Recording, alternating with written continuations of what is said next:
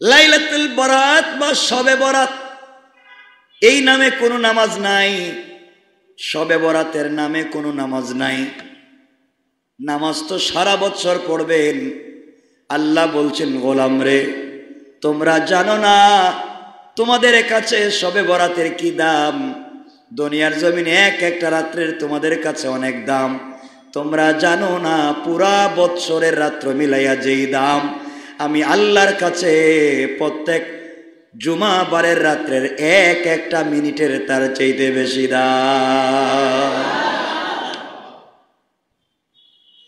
লাইলাতুল বরাতে আপনারা জিয়ারত করতে যান, সারা বছর কবর জিয়ারত করেন, আপত্তি নেই, সওয়াবের কাজ।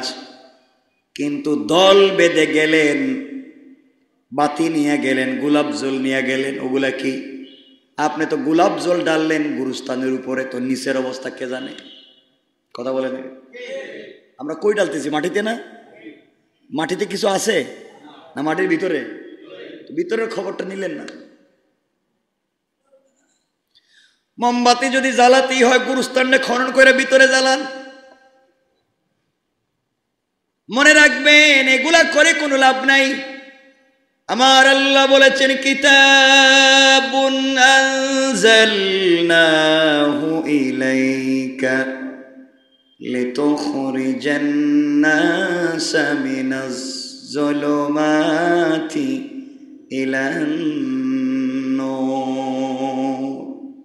গোলাম রে তোমরা যদি অন্ধকারকে আলোকিত করতে হয়, পৃথিবীর যে কোনো অন্ধকার আলোকিত যদি করতে হয়, পৃথিবীর কোনো লাইট লাগবে না। কোরআন নামক লাইটকে তোমরা তেলাওয়াত করো, এই কোরআনই তোমাদের কবরটাকে আলোকিত করে দেবে।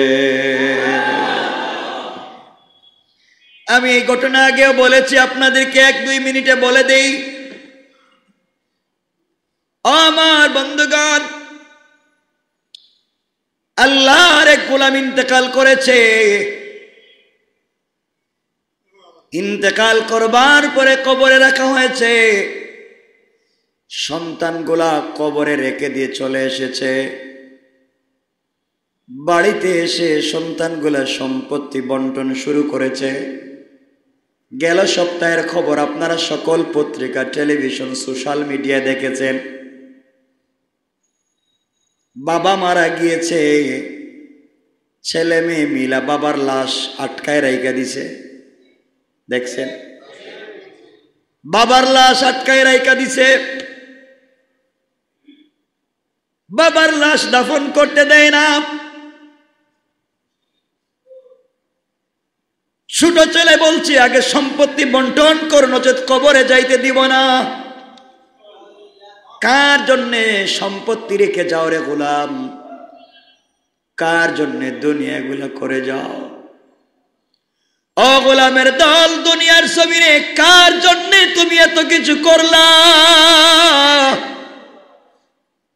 যে সন্তানের জন্য এত কিছু করলা, মরার পরে সন্তান তোমার লাশ আটকাইয়া দেয়, কবরে নিতে দেয় না, আগে সম্পত্তি বন্টন করতে বলে। আরেকটা ঘটনা আপনারা জানেন, ভাই মারা গিয়েছে, সরকারি চাকরি করতেন।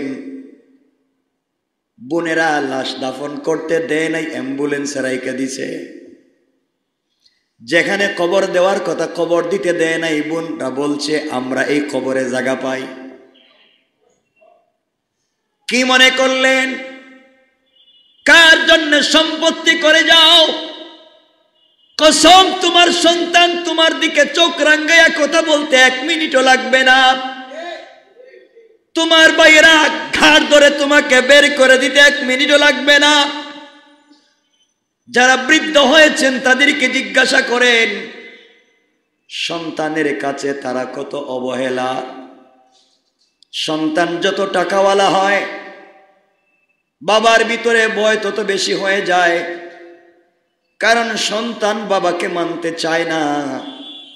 কিন্তু মনে রাখবেন, সন্তানকে যদি কোরআন পড়াইয়া যান, সন্তানকে কোরআনওয়ালা বানাইয়া যান, কোন কোরআনওয়ালা সন্তান মা বাবার সঙ্গে খারাপ ব্যবহার করবে না।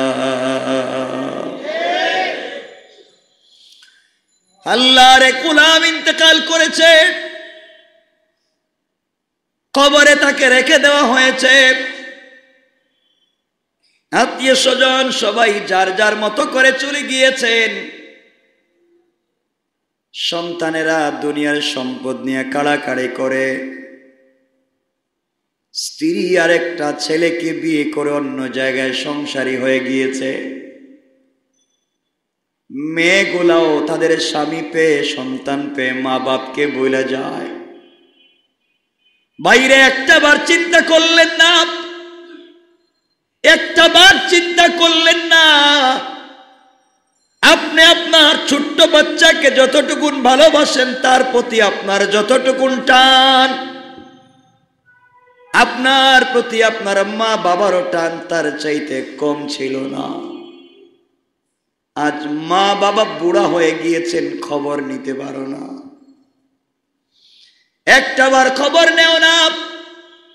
ও নিমক খারাপ, তুমি বাজার থেকে আপেল আঙ্গুর কিনো, তোমার সন্তানদেরকে দেও, কিন্তু তোমার গরিব, তোমার বৃদ্ধ মা বাবার হাতে দিতে পারো না। ভালো ভালো খাবার নিয়ে সন্তানদেরকে রেস্টুরেন্টে যাও।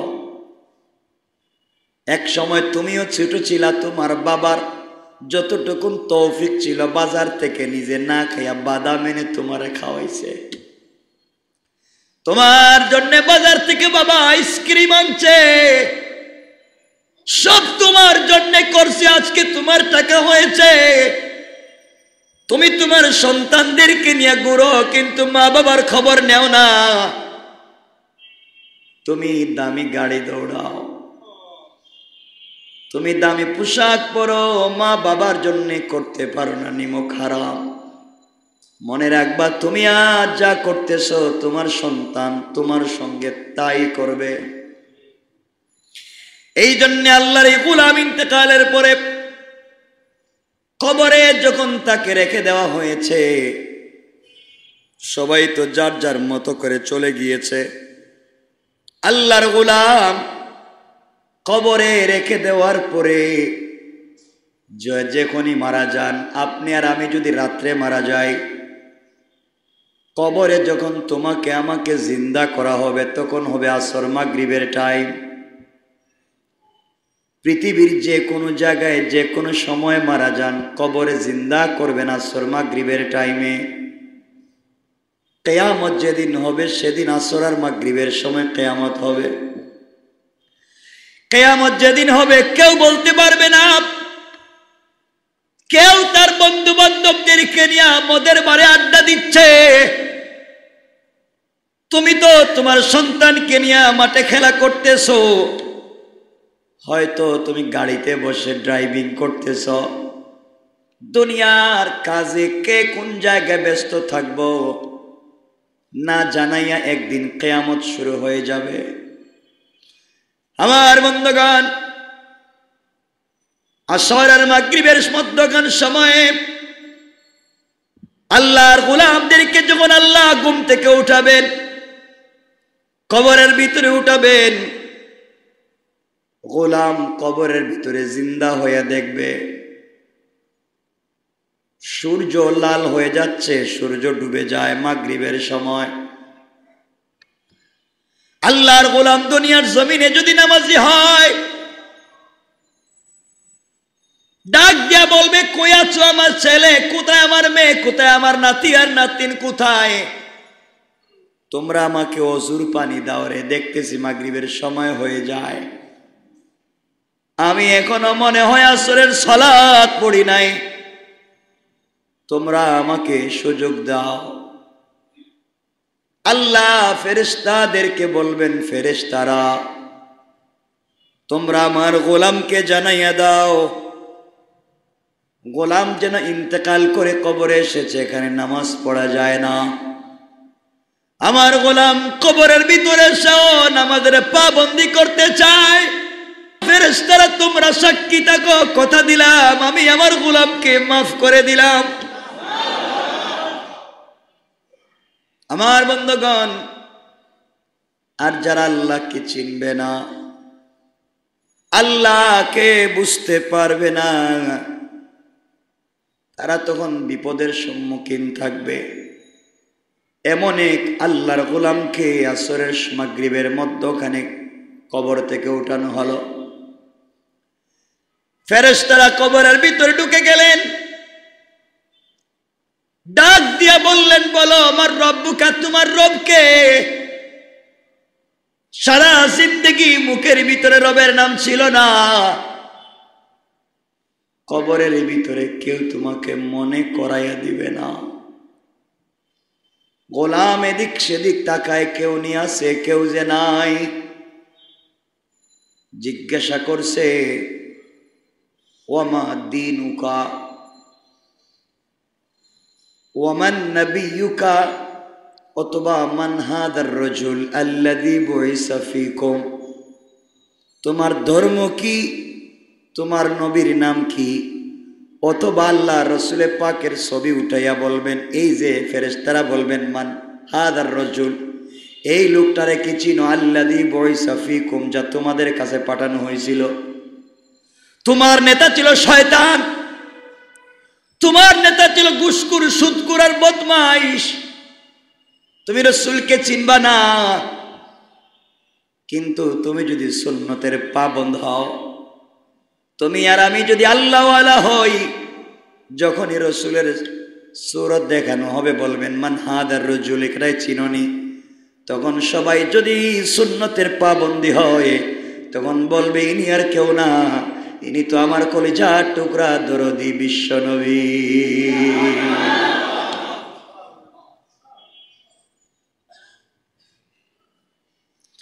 আল্লাহর গোলামকে প্রশ্ন করা হয়েছে, জবাব দিতে পারে নাই।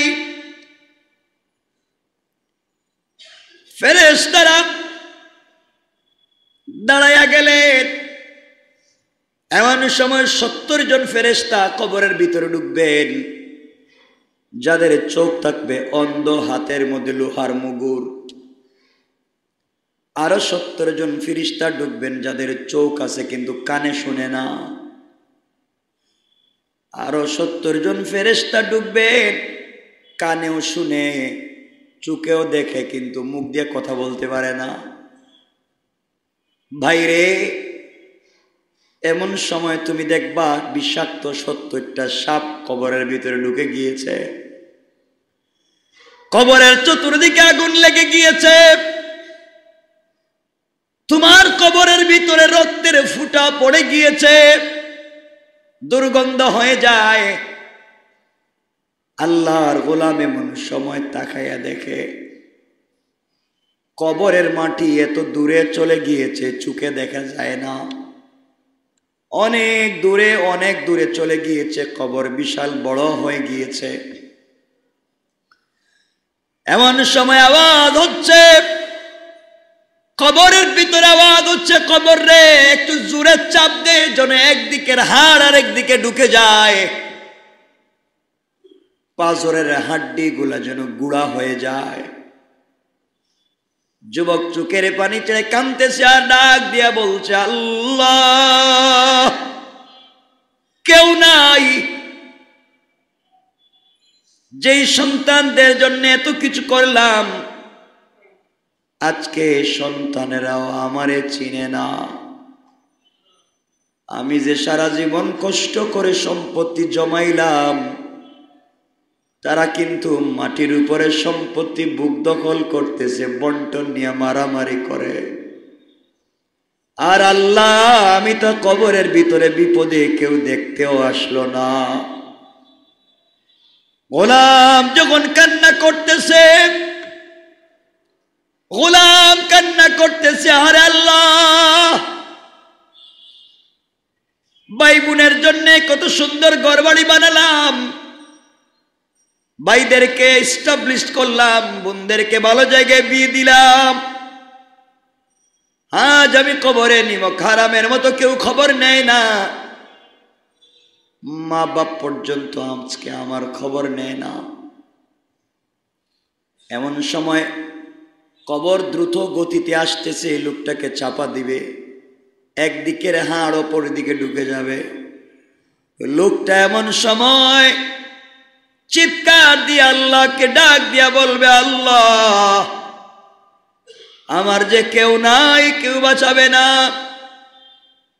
হঠাৎ করে এই গোলাম বুঝতে পারলো তার বুকের উপরে কি যেন হাঁটে। আরে আমার বুকের উপরে আবার হাঁটে কোন জিনিস?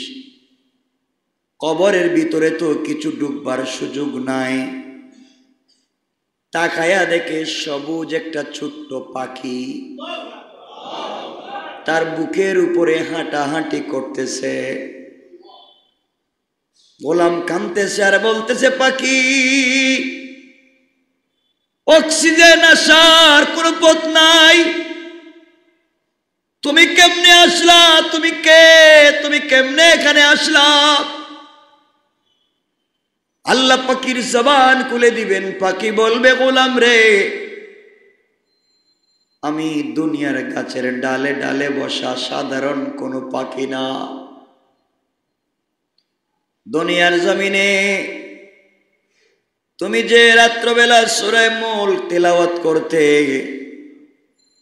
তুমি যে কোরআন পড়তে পারতে না, কোরআনকে ভালোবাসতে, আল্লাহ আমাকে পাখির সুরত দরাইয়া আজকে বিপদের সময় তোমার বুকে বসাইয়া দিছে। দুনিয়ার জমিনে তুমি আমার প্রতি ভালোবাসা দেখাইছ, তুমি আমাকে তিলাওয়াত করেছ, আমার প্রতি মহব্বত রেখেছ। আজ কবরে তোমার কেউ নাই, কেউ দেখে না। আজকে তোমাকে দেখবার কেউ নাই। এই জন্য আমি আল্লাহর কাছ থেকে অনুমতি নিয়া তোমার বুকের উপরে বসে গেলাম। আমি কোরআন পাখির সুরত ধরাই আল্লাহ দিয়েছেন। এই বলেই ছোট্ট পাখি তার দুইটা ডানা লম্বা করতে থাকবে। এত বেশি বড় লম্বা করবে, দুই জায়গায় মাটি কবরের যত দূরে গিয়েছে, এই পাখি তার ডানা কবরের দুই পারে ধাক্কা দিয়ে রাখবে আর বলবে, গোলাম নওম কা নওমাতিল আরুস, ও আল্লাহর গোলাম, তুমি আমার ডানার নিচে ঘুমাইয়া যাও। ফুল সজ্জার রাত্রে স্বামী স্ত্রী যেভাবে একে অপরকে জড়াইয়া ঘুমাইয়া যায়, কখন সূর্য উদিত হয় বলতে পারে না, তুমিও আমার ডানার নিচে ঘুমাইয়া যাও। কবরের ভিতরে কারো ক্ষমতা নাই তোমাকে আর আযাব দেওয়ার। আমি আমার ডানা কবরের দুই পারে আটকাইয়া রেখে দিলাম। কিয়ামতের আগ পর্যন্ত কবরের ভিতরে কেউ তোমাকে আর আযাব দিতে পারবে না। আল্লাহু আকবার।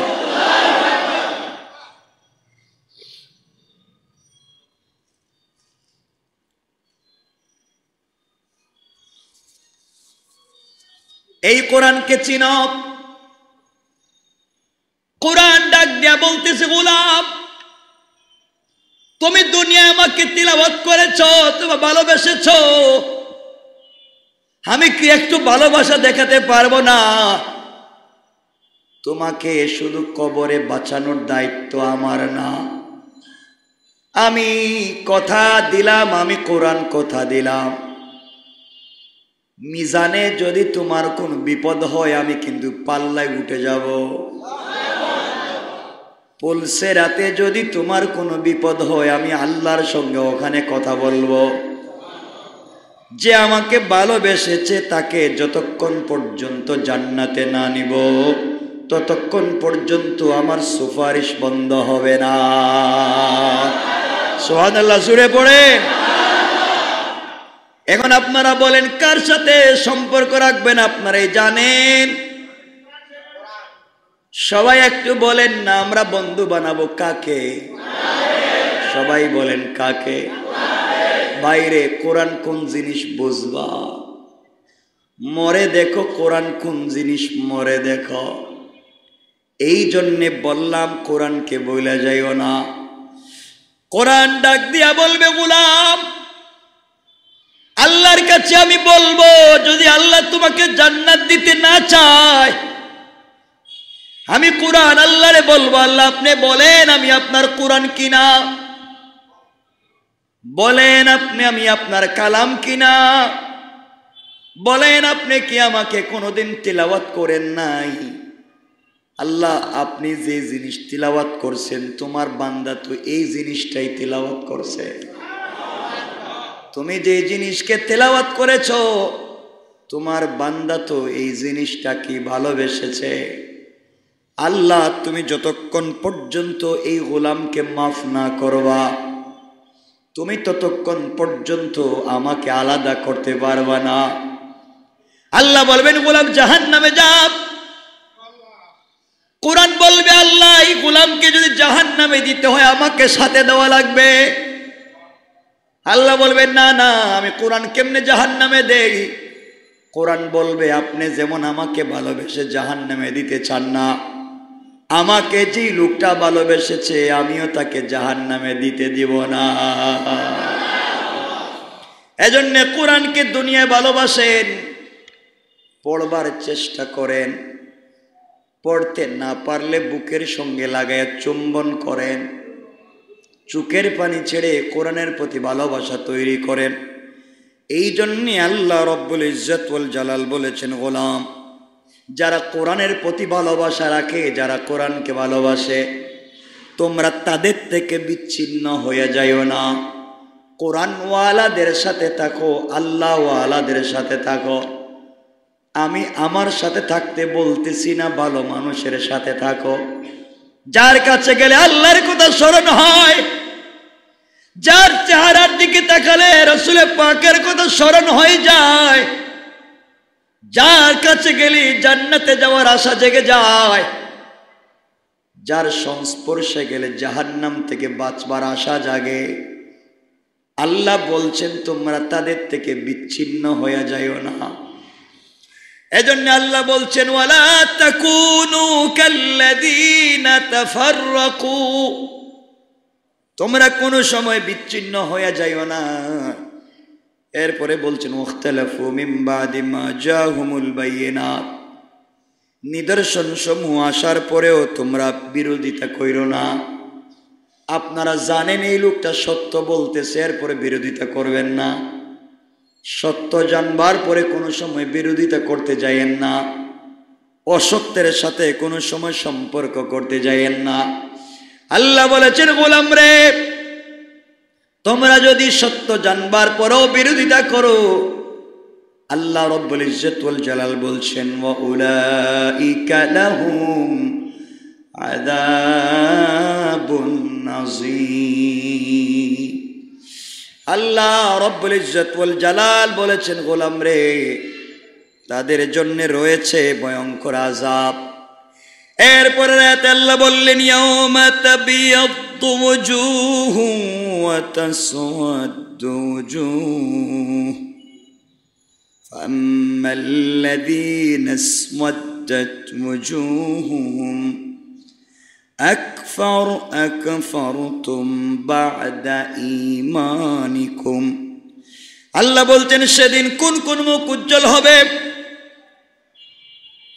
আল্লাহ বললেন সেই দিন দেখবা কোন কোন মুখ উজ্জ্বল হয়ে যাবে যাদের সঙ্গে কোরআনের সম্পর্ক থাকবে, আর কোন কোন মুখ দেখবা কালো হয়ে যাবে। এখন কিয়ামতের দিন কি আপনারা চেহারাকে কালো দেখতে চান? সবাই বলেন আমরা আমাদের চেহারাকে উজ্জ্বল দেখতে চাই। রাসূল বলছেন যেই উম্মতটা নামাজি হবে, কোরআনওয়ালা হবে, 1 কোটি গুড়ার ভিতরে যেমন গুড়াকে চেনা যায়। আমার নবীজি আয়েশাকে বলছেন আয়েশা কিয়ামতের দিনে আমি আমার উম্মতগুলোকে চিনা জান্নাতে নিয়ে যাব। আয়েশা বলছেন ইয়া রাসূলুল্লাহ আপনি কেমনে চিনবেন? নবীজি বললেন আয়েশা রে 1 লক্ষ গুড়ার ভিতরে যদি একটা গুড়ার কপাল থাকে, চান কপাল, এই চানওয়ালা কপাল গুড়াটাকে চিনতে কি ভুল হবে নাকি? 1 লক্ষ গুড়ার ভিতরে কোন গুড়ার কপালে চান তারা আছে চিনা যায়। আমার নবী বলছেন আয়েশা রে কোটি কোটি কিয়ামতের ময়দানের মানুষের সামনে আমার যেই গোলাম নামাজি ছিল, আমার যেই গোলাম ওযুওয়ালা ছিল, আমার যেই গোলাম কোরআনওয়ালা ছিল, তার চেহারা নূর চমকাতে থাকবে, আর আমি এই সুন্দর চেহারা দেখে দেখে আমি আমার উম্মতগুলাকে চিনে নিব। এজন্য আল্লাহ বলছেন কিয়ামতের ময়দানে কিছু কিছু চেহারা হবে উজ্জ্বল, আর কিছু কিছু চেহারা হবে কালো। এখন আপনার এই সিদ্ধান্ত নেন, আপনি কোন চেহারার অধিকারী হতে চান? কথা বলেন, কোন চেহারা? নামাজ পড়বেন তো? বারবার ওযু করবেন? ওযুর পানি শরীরের যেই জায়গায় লাগবে কিয়ামতের দিনই জায়গায় 1000 ভোল্টেজ লাইটের মতো আলোকিত হয়ে যাবে। এজন্য ওযু কইর, কষ্ট হলে ওযু করবা মুসলমান। না, আর রাসূলুল্লাহর রাসূল আরো বলছেন, তাদের বলা হবে তোমরা কি ঈমান আনার পরে কাফির হয়ে গিয়েছিলে নাকি? এবার সে কুফরির বিনিময়ে আযাবের স্বাদ আস্বাদন করো। ইন কুনতুম তাকফুরুন, আল্লাহ বলবেন কি রে, তোমরা না মুসলমানের ঘরে জন্ম নিয়েছিলা, তাইলে কেন নামাজ পড়লা না? তোমার নাম না মুসলমানের মতো দেখি, তাইলে কেন তুমি কোরআন পড়লা না? তোমার বাপ না হাজী সাহেব, তাইলে তুমি মদ খাইলা কেন? তোমার আম্মা না 5 ওয়াক্ত নামাজ পড়ে, তাইলে তুমি জিনা করলা কেন? এইগুলো আল্লাহ ধরে ধরে বলবেন। তাইলে এগুলাই যদি করছো আজকে কষ্ট পাও। এই জন্যে আমরা কিয়ামতের দিন আমাদের চেহারা কালো হোক আমরা চাই। বলেন চাই? আল্লাহ আমাদের কবুল করো, সবাই বলেন আমিন। কথা মনে থাকবে তো ইনশাআল্লাহ? আল্লাহুম্মা আমিন। আলহামদুলিল্লাহিল্লাযী হাদানা লিহাদা লাকাদ জাআত রাসূলু রাব্বিনা বিল হক। আয় আল্লাহ তাআলা, এতগুলা মানুষ বসে আছেন মসজিদের ভিতরে, ইয়া আল্লাহ তোমার একটা গোলামকে খালি হাতে ফিরাইয়া দিও না। আল্লাহ তুমি ভালো করে জানো এই মজলিসের সবথেকে বড় গুনাহগার আমি, সবথেকে বড় অপরাধী আমি। আল্লাহ এতগুলো ভালো মানুষকে নিয়ে হাত উঠাইছি, আল্লাহ আমার গুনার দিকে না তাকাইয়া তোমার রহমতের দিকে তাকাইয়া মাফ করে দাও। হে আল্লাহ এই মানুষগুলাকে তুমি কবুল করে নাও, পরিবারের সকল জায়েজ মাকাসাদ পুরা করে দাও, মানুষ দিয়া বেইজ্জত কইরো না। এই শবে বরাতের মাসে, রমজান আগামের মাসে ইয়া আল্লাহ হামলা মামলায় ফলে বেইজ্জত কইরো না। আমাদের সবাইকে ভালো মানুষ হিসাবে কবুল করো, দুনিয়ার ফিতনা ফাসাদ থেকে বাঁচাইয়া রাখো, দিলের ভিতরে তুমি শান্তি দিয়া দাও। এতগুলা মানুষ আসছে আল্লাহ, সবার দিলের ভিতরে কোরআনের ভালোবাসা তৈরি করে দাও। কিয়ামতের দিনে কোরআন দিয়ে আমাদেরকে সুপারিশ করবার সুযোগ দিও আল্লাহ।